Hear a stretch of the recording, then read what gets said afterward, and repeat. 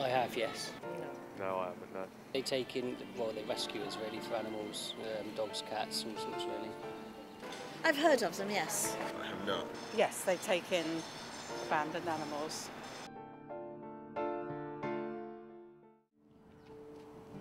White House Kennels in Cattery, based in Somerset, is a shelter for animals on short stays, but also a refuge for less fortunate animals.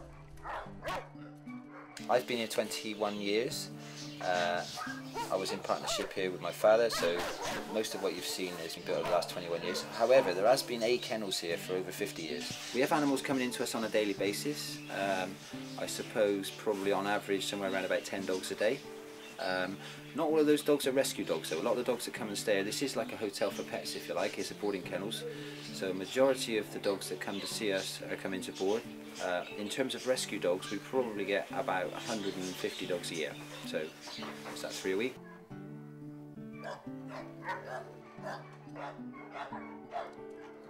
I came here from another kennels, similar setup that was boarders and strays. Got made redundant, so word of mouth I was taken on here about 2 years ago. So we had a puppy in about a year ago, and he was only a couple of weeks old. He was in a carrier bag tied around some railings, and he was a really bad case. He couldn't walk, he had no muscle tone, and the vets thought he wasn't going to make it. He did, he got rehomed. It took a while obviously to build up the muscles in his legs and his confidence. Working here is, again, I work with the strays mostly, so I see the same dogs pretty much every day, and every day they seem to get more and more affectionate, so that's the nicest part about it. And when they finally get them a new home, that's even better. It's rewarding. It's not a glamorous job, people think it is, it's not. It's really hard work out in all the weather. It's physically really demanding, and obviously there's risks with the dogs as well because we don't know the history. For me, to be honest, the best thing about working here for me is the variety. Although obviously the downside to that is it gets a bit stressful sometimes, and sometimes I'm doing jobs that I don't like doing very much. Some rescue dogs are fortunate enough to have a happy ending.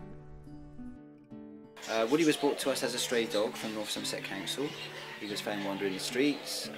He stayed with us for a while. He went into one home and he was there for a week or two. They brought him back, not because he was nasty or anything, but he worked out in the fridge store and he kept going in the fridge and eating everything, so that was a bit of a problem. And the other thing is that when they went out, he was destructive. He started chewing things up and ripping doors and stuff.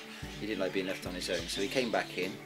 He's been with us for a month or 6 weeks, and ironically, purely good timing on your part, yesterday he went to a new home. So he's gone out to another home tomorrow. Fingers crossed he'll behave himself and not keep raiding the fridge, and hopefully if we do see him again it'll only be for a holiday, not for trying to find him a new home. Last year in the UK, the RSPCA rescued and collected over 130,000 animals. Battersea Dogs and Cats Home cared for nearly 10,000 animals. Around 5,000 of these were rehomed. Bertie is one of many dogs to have been rescued and rehomed. He wasn't in very good condition. He was very thin.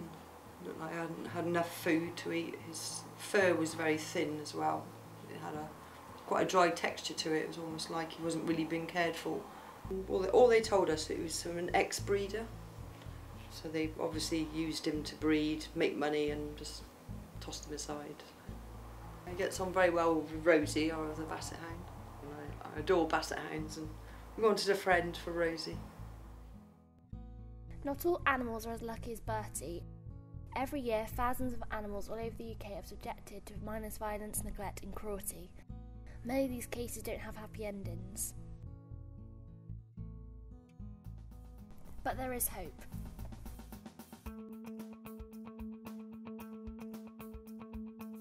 Animal rescues all over the UK are constantly battling the problem and helping to change the lives of so many innocent animals. What could you do to help?